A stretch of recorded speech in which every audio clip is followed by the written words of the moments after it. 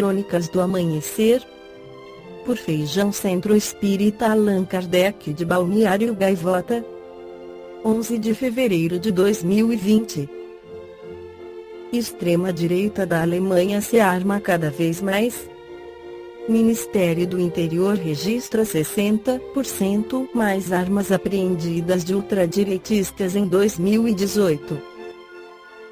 Criação de arsenal visaria ataques a minorias e representantes do Estado, e até mesmo uma guerra civil, estima especialista.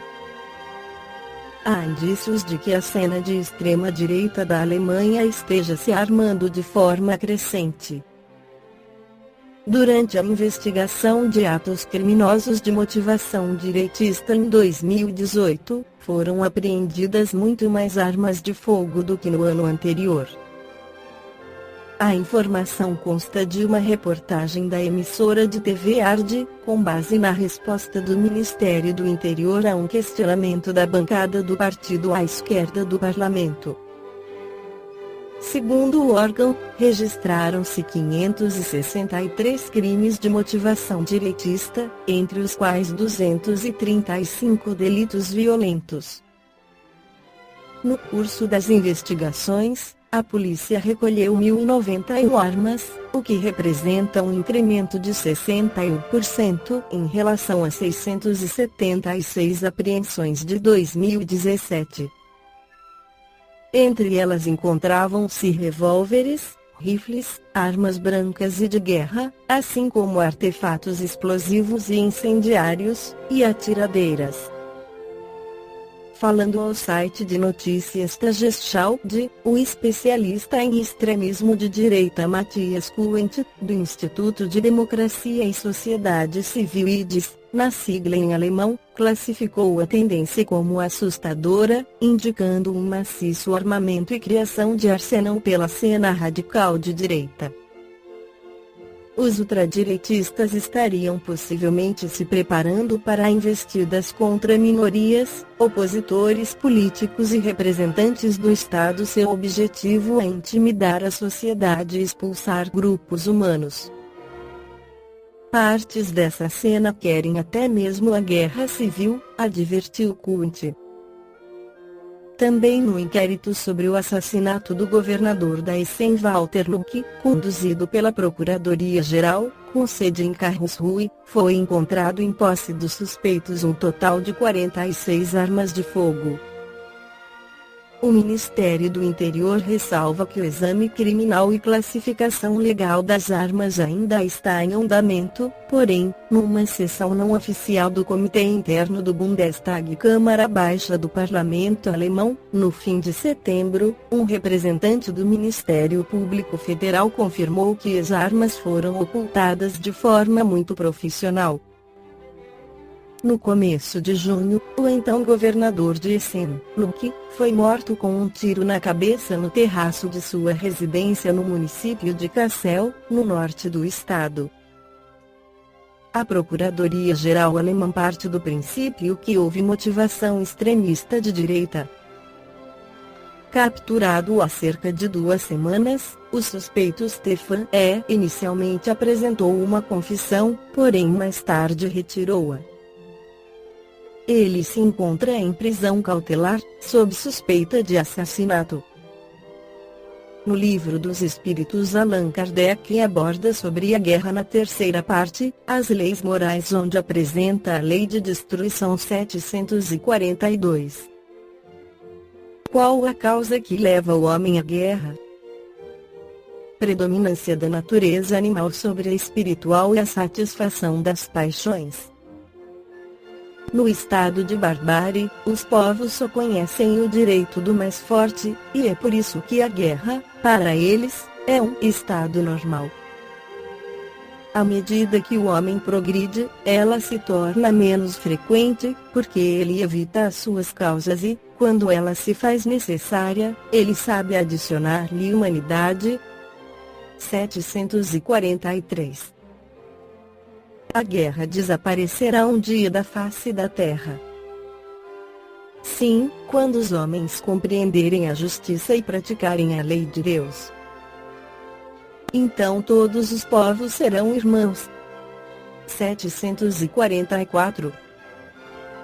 Qual o objetivo da providência ao tornar a guerra necessária? A liberdade e o progresso?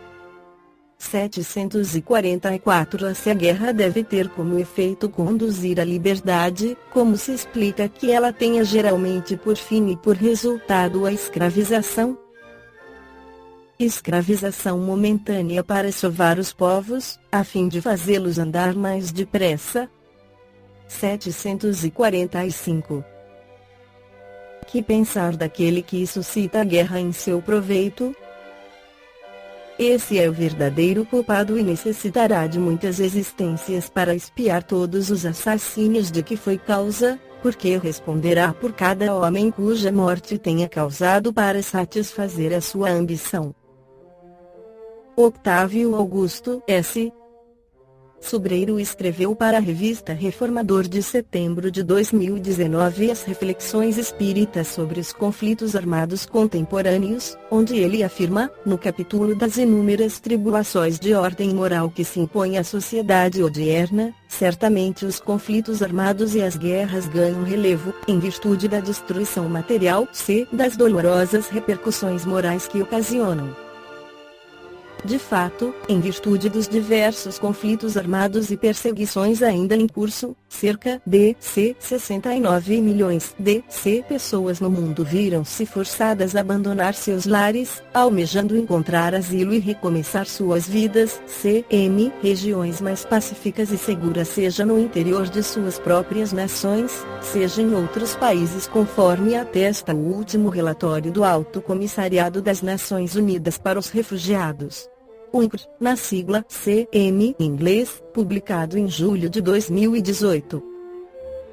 Tomando parte desse infeliz êxodo, destaca-se o elevado número de imigrantes, cerca de 25 milhões, que, fugindo de suas pátrias, passaram a viver na condição de refugiados, ora de forma legal, mediante a misericórdia das diversas nações que aceitaram acolhê-los, ora protegidos pelos diversos programas de apoio ofertados pela própria ONU, ou ainda mesmo na clandestinidade. Não bastando o sofrimento de estarem separados de sua terra natal, muitos desses refugiados, não raro, têm recolhido expressões de desprezo e xenofobia tanto por parte da população como de algumas autoridades governamentais dos países em que se estabeleceram, sendo, por conseguinte, discriminados e marginalizados, isso quando não estão sujeitos às diversas formas de exploração material, psicológica, como nos perturbadores episódios de escravidão e tráfico humano. Consoante com esse quadro lastimável, preocupante, os dados mais recentes do Índice Global da Paz, importante indicador internacional do nível de paz nas nações, revela que o mundo se tornou menos pacífico nos últimos 10 anos, período entre 2008 e 2018, em virtude da confluência de inúmeros fatores. Como explica o relatório do referido indicador, a queda no nível de paz ao longo de uma década é causada por uma ampla variedade de fatores, incluindo a elevação da atividade terrorista, a intensificação dos conflitos no Oriente Médio, o crescimento das tensões regionais no leste europeu, no nordeste da Ásia, os números crescentes de refugiados e a acentuação das tensões políticas na Europa e nos Estados Unidos. É circunflexo, certo, que tais eventos estão relacionados à natureza do período em que vivemos, caracterizado por grave momento de transição, assinalado por perturbações tanto físicas quanto morais, perturbações essas cujo propósito consiste em elevar o nosso amado orbe da condição de educandário de abençoadas provas e expiações para a categoria de instância regeneradora. Entretanto, ante a inegável influência dos conflitos armados, geradores de inúmeras adversidades que tomam parte no quadro geopolítico atual, É-nos de grande interesse ponderar sobre quais lições o Espiritismo cristão tem a nos oferecer para compreendermos essa questão e, principalmente, como o conhecimento da imortalidade do espírito poderá impactar na construção de mecanismos seguros para o estabelecimento da paz. Devemos considerar, imediato, que os conflitos armados possuem tipologias muito diversificadas, expressando-se com variedade na pauta dos seguintes aspectos: atores beligerantes, motivações, intensidade e consequências materiais e ou psicológicas. Por outro lado, Allan Kardec, buscando desvelar a existência de fatores espirituais que contribuem para a eclosão das guerras, interpela os imortais a esse respeito, conforme registrado na questão 742 B.C. O Livro dos Espíritos, obtendo como resposta o seguinte: predominância da natureza animal sobre a natureza espiritual e satisfação das paixões. No estado de barbárie, os povos só conhecem o direito do mais forte, daí porque, para si, a guerra é um estado normal. À medida que o homem progride, a guerra se torna menos frequente, porque evita suas causas, e quando a julga necessária, sabe adicionar-lhe humanidade. Convém refletirmos atentamente sobre essa dicotomia, revelada pelos espíritos superiores, entre as naturezas animal e espiritual que prevalem na quase totalidade dos espíritos reencarnados na Terra. Como nos ensinam os lúcidos postulados espíritas, o fundamento teleológico da vida humana consiste na elevação ético-moral paulatina do espírito imortal, processo esse que lhe permitirá não somente conscientizar-se de sua realidade imaterial, transcendente, que sobrevive ao aniquilamento material, mas, principalmente, ensejar-lhe a aquisição de imensurável manancial de potencialidades que jazem latentes no seu íntimo, colocando na condição de co-criador na obra divina. Devido à brevidade da existência material, na forma como se expressa no círculo terreno, tal ascensão moral é lograda mediante o bálsamo das sucessivas reencarnações, por meio das quais a cada etapa, o espírito não somente repara os erros cometidos nas existências pregressas, como também educa, progressivamente, seus atos e sentimentos, sintonizando-os com as leis divinas.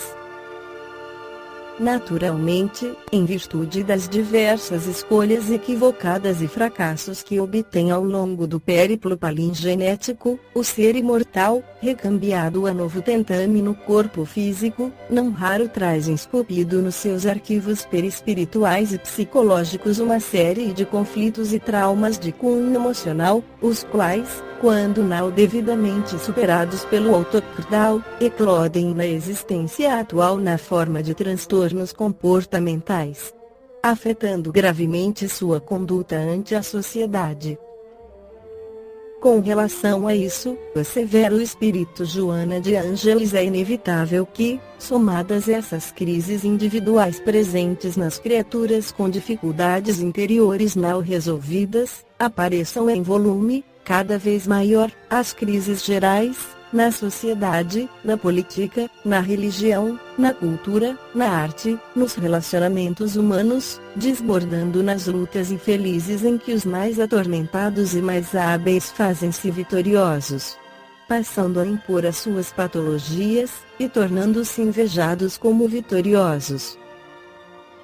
Num sentido análogo, declara o notável escritor estudioso espírita, Leon Denis: cada um leva para outra vida e traz, ao nascer, a semente do passado. Essa semente há de espalhar seus frutos, conforme a sua natureza, ou para nossa felicidade ou para nossa desgraça ao mesmo tempo. Os nossos atos cotidianos, fontes de novos efeitos, vêm juntar-se às causas antigas, atenuando-as ou agravando-as, e formam com elas um encadeamento de bens ou de males que, no seu conjunto, urdirão a teia do nosso destino. Conclui-se daí que tais transtornos comportamentais, oriundos fatores desenvolvidos em existências pretéritas, aliados ao instinto de conservação existente nos seres, instinto esse que decorre da natureza animal da criatura humana, respondem pela psicogênese das multifárias expressões de belicosidade que assolam a sociedade odierna.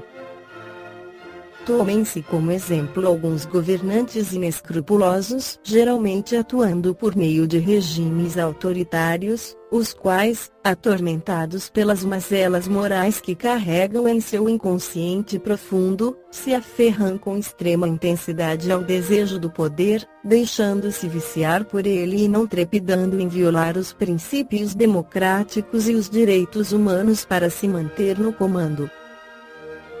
Nesse intento, rechaçam violentamente quaisquer opositores que venham ameaçar-lhes os propósitos, o que provoca muitas vezes a reação popular que, exausta ante a exploração material e moral, busca derrubar o regime, culminando, assim, em guerras civis de largo curso.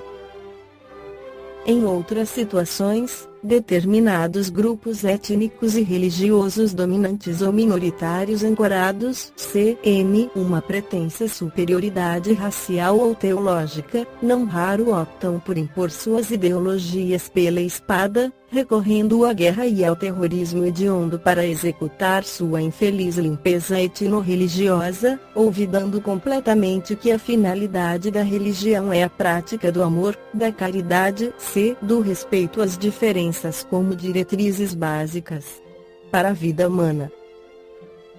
Determinadas superpotências mundiais, agasalhando interesses econômicos, políticos e estratégicos, adotam, com certa frequência, medidas e agudo intervencionistas para explorar as regiões de interesse, mascarrando os seus reais propósitos mediante retóricas estranhas sobre a defesa dos valores democráticos e a guerra contra o terrorismo.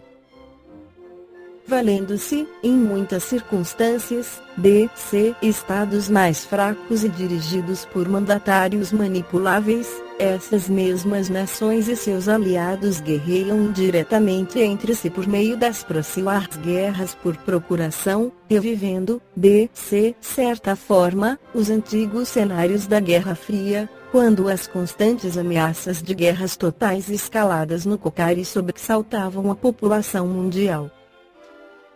Muitos desses indivíduos, que motivam ou participam das guerras por ignorarem completamente a existência de vigoroso intercâmbio entre os dois planos da vida, tornam-se, sem o saber, alvo da influência de espíritos desencarnados, os quais, por meio das obsessões soezes, utilizam aqueles para disseminar a desarmonia e a violência, pois, conforme alertam os mentores do alto, sabeis perfeitamente que há espíritos que só procuram a discórdia e a destruição. Para eles, guerra é guerra, a justiça da causa pouco os preocupa. Em outros casos, vários desses indivíduos belicosos encontram sua inspiração nas regiões espirituais inferiores, visto como, durante a emancipação da alma pelo sono fisiológico, são atraídos, por sintonia vibratória, a esses antros de sofrimento.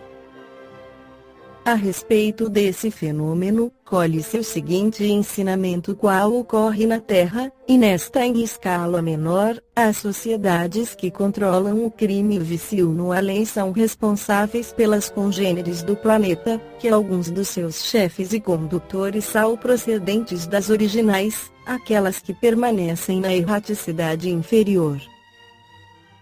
Independentemente da forma como se processem os conflitos armados, jamais devemos olvidar que, em última análise, defrontamo-nos com uma miríade de enfermos espirituais, que, desfigurados pelo guante da dor e atormentados pelas chagas morais que assolam a quase todos nós, o orgulho e o egoísmo, tentam fugir de si próprios, recorrendo à belicosidade para diluir suas angústias e frustrações.